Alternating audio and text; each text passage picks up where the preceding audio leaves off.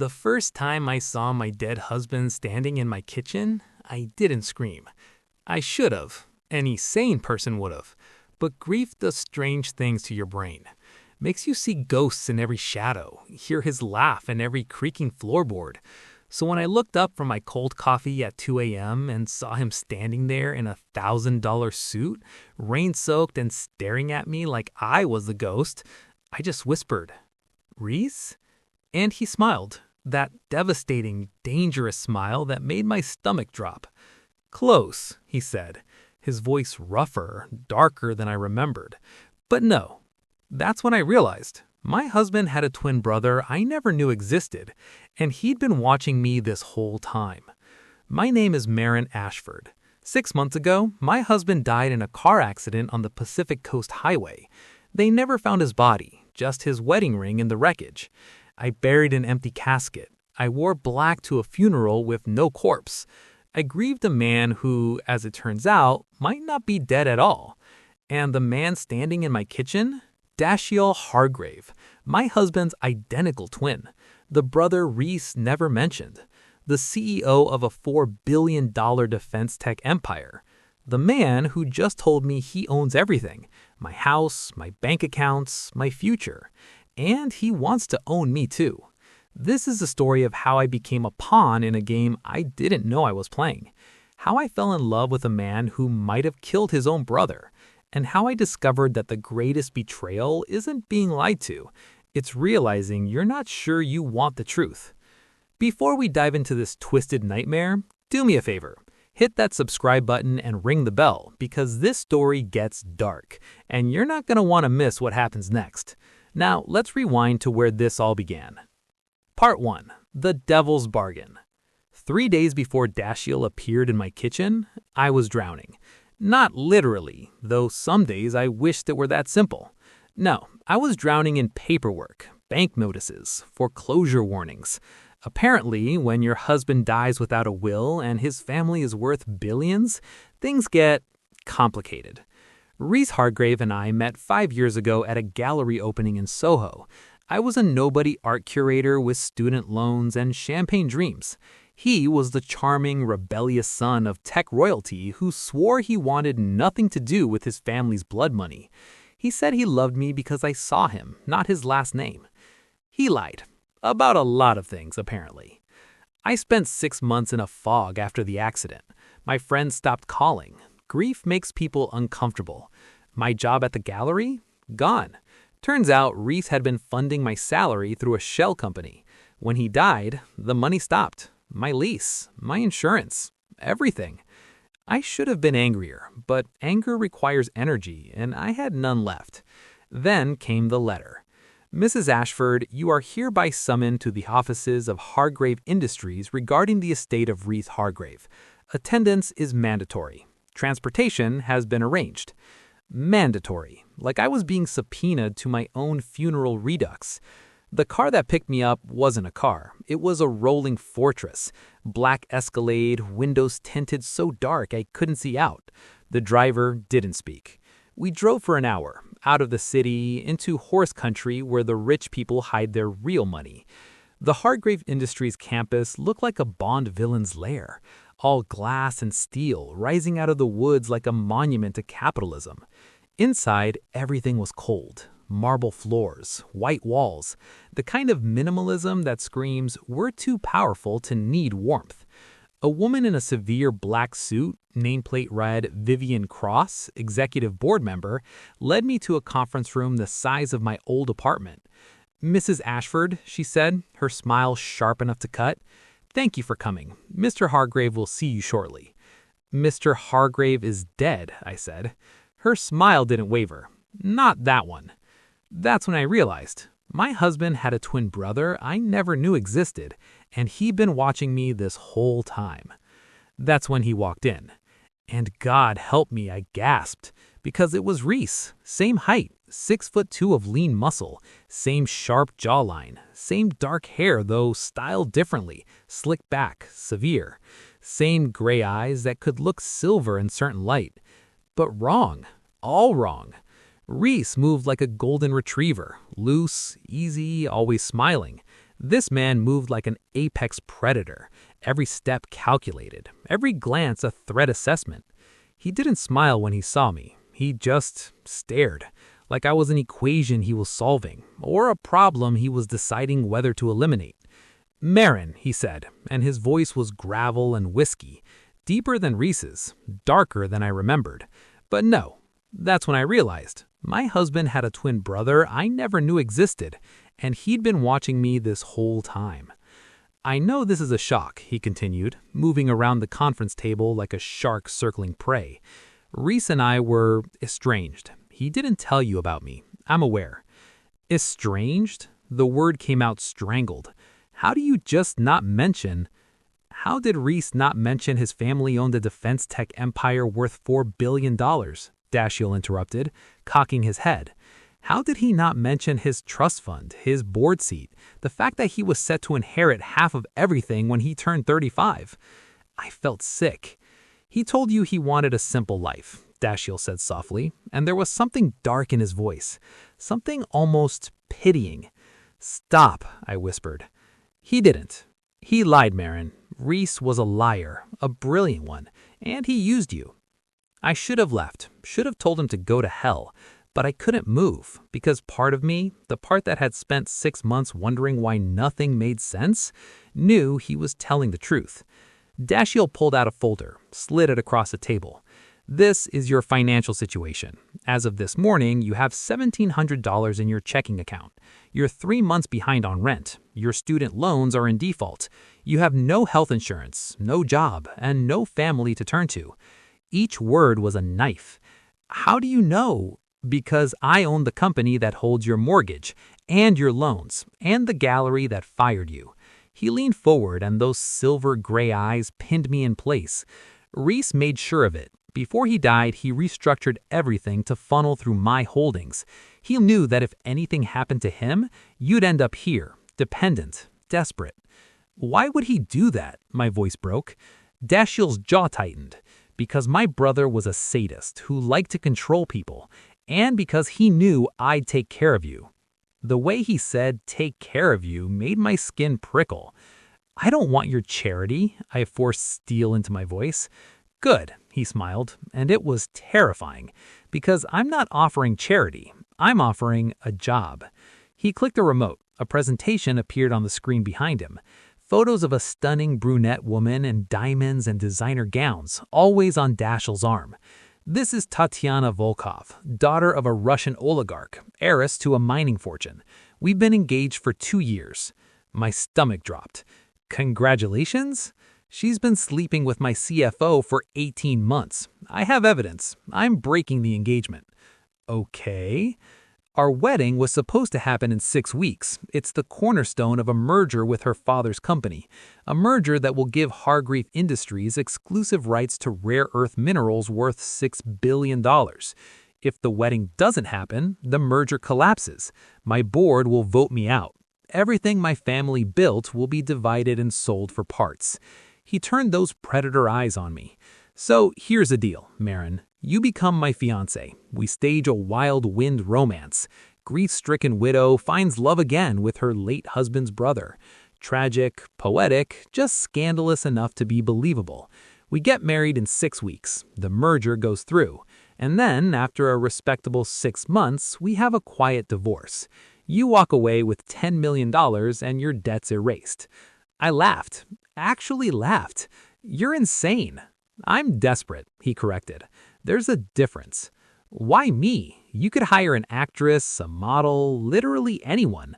"Because you're his widow," Dashiell said, and something raw crossed his face. "Because the optics are perfect, because the media will eat it up, and because..." He stopped, looked away. "Because?" I pressed. When he looked back, his expression was unreadable. "Because I've been in love with you since the moment my brother brought you home 5 years ago.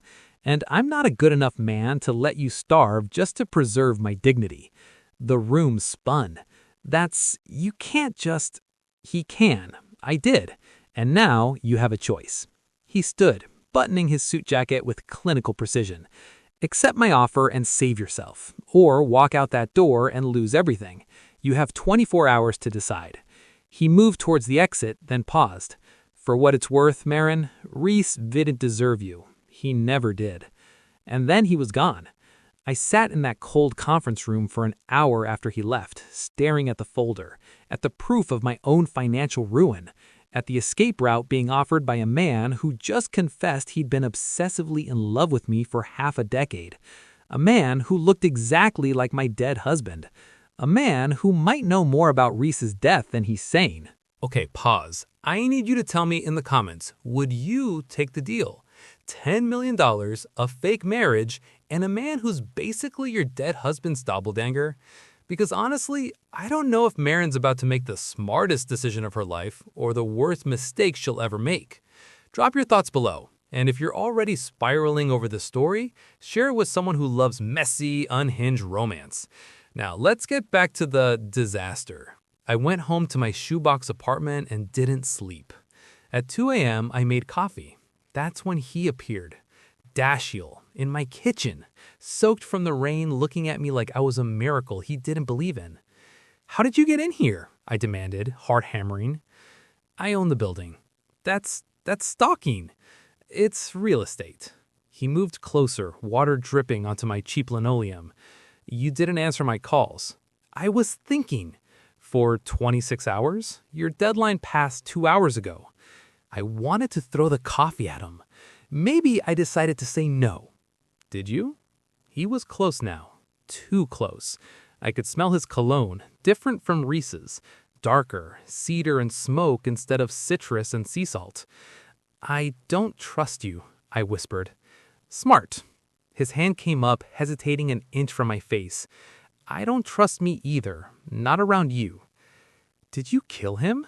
The question tumbled out before I could stop it. "Did you kill Reese?" Something shattered in his expression. "Every day I wish I had. It would have been kinder than what he was doing to you." "That's not an answer. It's the only one you're getting tonight." His thumb brushed my cheekbone, the barest touch, but it burned. "Say yes, Marin. Let me save you, even if you hate me for it later." I should have said no, should have run. Instead, I whispered, "Okay." And Dashiell Hargrave smiled like the devil who just won a soul. Part 2. The Twins' Confession. They say the devil's in the details. Dashiell lived in the details. Within 48 hours of my agreement, my life transformed. A moving company packed my apartment. I didn't lift a finger. My debts vanished like smoke. I was installed in the penthouse of Dashiell's Tribeca building, 32nd floor, floor-to-ceiling windows overlooking the Hudson, closets bigger than my old apartment, filled with designer clothes in exactly my size.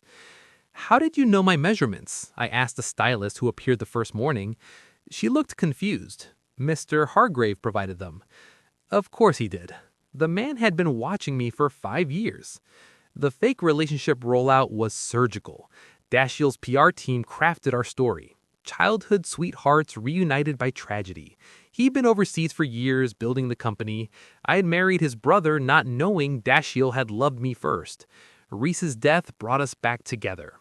Grief transformed into hope. It was beautiful, romantic, completely fabricated. The media devoured it. Newspaper headlines, "Billionaire CEO finds love with brother's widow." "A second chance at forever," the Hargrave love story. From tragedy to triumph, Marin Ashford's journey. I wanted to vomit every time I saw my face on page 6. But Dashiell, he played his role perfectly. In public, he was the devoted fiancé, held my hand at charity galas, pulled out my chair, kissed my temple with just enough tenderness to make the cameras flash. In private, he barely touched me. We lived in the same penthouse but occupied different worlds. He worked 18-hour days. I wandered the enormous space like a ghost, reading his bookshelves, philosophy, military history, Russian literature, eating catered meals alone, wondering what the hell I'd agreed to. 3 weeks in, I snapped. I found him in his study at midnight, tie loosened, whiskey in hand, staring at 3 computer monitors displaying what looked like satellite imagery. "We need to talk," I said. He didn't look up. About the fact that we're supposed to be engaged, but you won't even look at me unless there's a camera present." I look at you, his voice was flat. You inventory me like I'm furniture. I'm a human being, Dashiell. I deserve questions. I deserve answers. Finally, he turned, and the look in his eyes made me step back. Hunger, raw and barely controlled. You want me to look at you, Marin? His voice dropped to a dangerous whisper. You want me to treat you like you're real? Yes. He stood, crossed me in 3 strides, and suddenly I was backed against a bookshelf, his hands braced on either side of my head, his body a hair's breadth away from me. I don't look at you because if I start, I won't stop. I don't touch you because I don't trust myself to keep it professional. You think I'm made of stone? You think I don't know how fucked up it is that I'm grateful my brother died because it meant I could finally... He stopped, pushed away like I'd burned him. Get out, Marin. No. I held my ground, though shaking. Tell me the truth about Reese, about why you really want me here. Reese didn't die in an accident, Dashiell said finally, his back to me. He staged it. The car crash, the missing body, all theater. He's alive, Marin, and he's been using the death to embezzle company funds into offshore accounts. The world tilted. No. Why would he... Because he was losing. Dashiell turned and his face was carved from granite. The board was voting to remove him for gross negligence. Multiple affairs, financial irregularities, harassment complaints. He was about to be cut off from the family money entirely. So he faked his death, framed me for financial misconduct using dummy accounts, and disappeared with $200 million. If you knew this, why didn't you tell the police? Because I have no proof that will hold up in court, and because if this goes public before the merger, the company collapses. Thousands of people lose their jobs. My parents' legacy gets destroyed. Everything they built, gone. He moved to the window, staring out at the glittering city. The merger is my only play. Once it's complete, I'll have the resources and leverage to hunt down Reese and recover the money without destroying the company. But I need the wedding. I need you. Why didn't you just tell me this from the beginning? My voice cracked. Because you loved him, and I couldn't stand the thought of being the one to tell you that your husband was a monster who never loved you at all. But you did love me. He laughed, bitter, broken. Marin, I've been in love with you since the night Reese brought you to our parents' house for Thanksgiving. You wore a green dress and you laughed at my father's terrible jokes, and you looked at the art collection like it was the Louvre. Reese saw you and wanted to own you. I saw you and wanted to deserve you. Tears burned my eyes. Why didn't you say something? Because he was my brother. Because I thought he'd make you happy. Because I'm a coward. He finally looked at me and the pain in his eyes was devastating.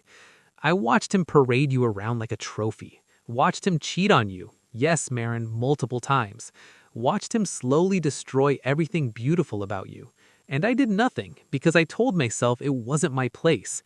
Until he died. Until he gave me an opening. And I took it because I'm selfish and obsessed, and I'd rather have you hate me as my fake wife than love his memory as his widow. I should have been angry, horrified. Instead, I crossed the room and kissed him. Okay, hold on. Before we get to what happens next, and trust me, it gets so much worse, smash that like button if you're as wrecked by this as I am, because Marin just kissed the man who might be lying about everything. And we're about to find out if Dashiell is the hero or the villain of this story. Don't go anywhere. Kissing Dashiell was nothing like kissing Reese. Reese kissed like he was performing, all technique, no soul. Dashiell kissed like he was drowning and I was air. His hands shook as they framed my face. He made a sound low in his throat, desperate, almost pained. When he pulled back, he was breathing hard. Marin, if you don't mean this, if this is just grief or confusion, shut up, I said, and kissed him again. We didn't make it to a bedroom. The couch in his study became our universe. And somewhere between his confession and dawn breaking over the Hudson, I realized the truth. I'd been in love with the wrong brother all along. The wedding happened 4 weeks later. It should have been the endgame. The merger would close, Dashiell would secure the company, we'd hunt down Reese and, live happily ever after? I was learning that nothing with the Hargraves was ever that simple. The ceremony was at his parents' estate in the Hamptons. 300 guests, a dress that cost more than my college education. Vivian Cross watching from the front row with calculating eyes that made my skin crawl. When Dashiell slipped the ring on my finger, he whispered, "I'll spend the rest of my life trying to deserve this." I believed him. The reception was a blur of champagne and fake smiles. Dashiell never left my side, his hands always at the small of my back, anchoring me. When we danced, he held me like I was precious, breakable. "You okay?" he murmured against my temple. "Ask me when this is over." "It's almost done. 2 more hours, then we can leave. I have a plane waiting." "A plane to where?" He smiled, genuine, boyish, nothing like the CEO mask he wore. "It's a surprise." That's when I saw him. Across the dance floor, through the crowd of designer gowns and black tuxedos.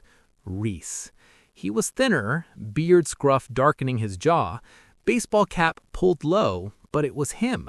Those same gray eyes, that same smirk, watching me dance with his brother, watching me wear a wedding dress. And he winked. I gasped, stumbling. Dashiell caught me. "Marin, what's wrong?" "He's here," I choked out. "Reese is here." Dashiell's entire body went rigid. "Where?" I looked again. The spot where Reese had been standing was empty. I swear he was right there. Dashiell pulled out his phone, typed something rapid fire. Within seconds, security personnel materialized from the edges of the party, earpieces in, scanning the crowd. "Get her inside," Dashiell ordered one of them. Then to me, "Go with him, now." "I'm not leaving you." "Marin." His hands gripped my shoulders. "If Reese is here, he's not here to congratulate us. Please, trust me." I let security escort me into the house. They put me in a bedroom, locked the door from the outside. I was a prisoner in a gilded cage, still in my wedding dress, trying not to hyperventilate. Minutes felt like hours. Then my phone buzzed. Unknown number. "Did you really think you could replace me, Marin? He's using you, just like I did. Except I was honest about it. R." My hands shook so badly I nearly dropped the phone. Another text. "Ask him about the night I died. Ask him where he really was. Ask him why the brakes on my car were cut. R." The door opened. Dashiell stood there, suit jacket gone, shirt partially unbuttoned, looking murderous. "We're leaving, now." "Dashiell, what?" "He was here. We have footage. He got past security using a caterer's uniform. Grabbed my hand, pulling me toward the hallway. We're not safe here." "He texted me," I said, showing him my phone. Dashiell read the messages, his jaw clenching. "It's bullshit. He's trying to manipulate you." "Is it true? About the car? Were you there?" "Yes," he said finally. "I was there." My heart stopped. I followed him that night because I knew he was planning something. I saw him park the car on the cliff overlook, saw him pull the dummy from the trunk. He'd bought a corpse from a medical supply company, Marin. He was going to burn it beyond recognition. I tried to stop him. We fought. He said he was taking you with him, that you were part of his plan. What did you do? I told him if he ever came near you again, I'd kill him myself. He laughed, said I didn't have the balls, and then he pushed the car over the cliff and disappeared into the woods. Dashiell's eyes glistened. I should have called the police right then, should have exposed him, but I was terrified that you'd be implicated, that you'd known about his plan, so I stayed silent, and I've regretted it every day since. You thought I was part of it? Anger flared hot and bright. I didn't know. You have to understand. Reese was a pathological liar. I didn't know what to believe. So I watched, waited, and when I realized you were innocent, that you were grieving him, I knew I had to protect you, even if it meant lying to you. The house shook.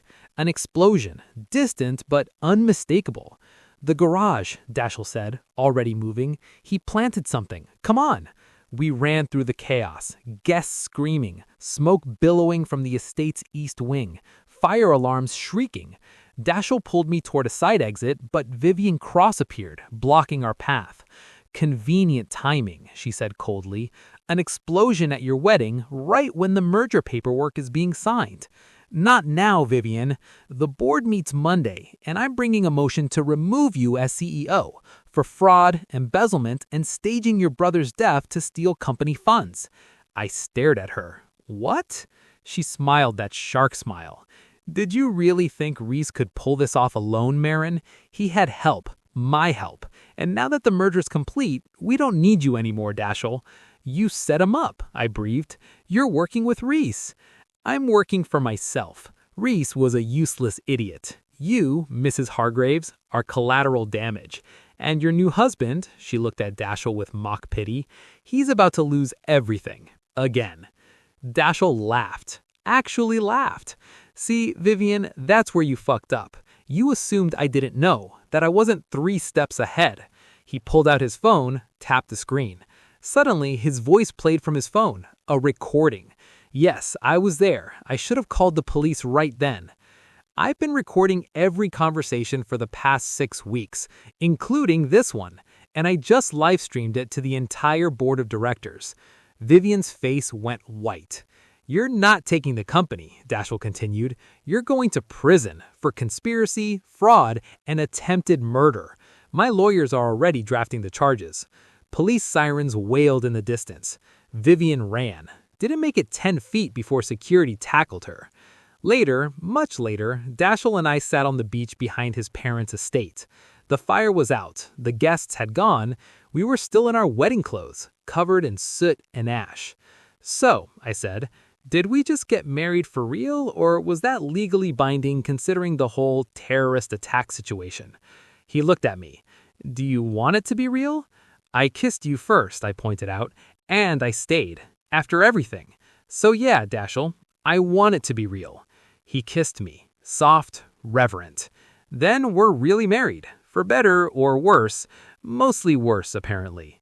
What about Reese? Interpol has him. They picked him up at the Canadian border 3 hours ago. He'll spend the next 20 years in prison. I leaned against him, exhausted. Your family's insane. You married into it willingly. Temporary insanity. Too late, you're stuck with me now. And despite everything, the lies, the danger, the absolute chaos, I smiled. Because for the first time in 5 years, I was exactly where I was supposed to be. My phone buzzed. Unknown number. Congratulations on the wedding, sis-in-law. Tell Dash I'll see him real soon. Prison can't hold everyone forever. R. Dashiell read it over my shoulder, his arm tightening around me. We'll be ready, he said. And I believed him, because that's what you do when you're married to a man who's part protector, part obsessive, and entirely yours. Even if your dead husband's ghost might still be out there, watching. And that is how Marin Ashford survived falling in love with her dead husband's twin brother. If this story destroyed you emotionally, in the best way, subscribe to Fortune 29 Mystic Tales for more dark, twisted romances that will wreck your sleep schedule. Drop a comment telling me Team Dashiell or Team Nobody because this family's chaos. And if you want more stories about obsessive billionaires and the women who shouldn't love them but absolutely do, I'll see you in the next one. Until then, stay dramatic, stay obsessed, and remember, sometimes the wrong brother is the right choice.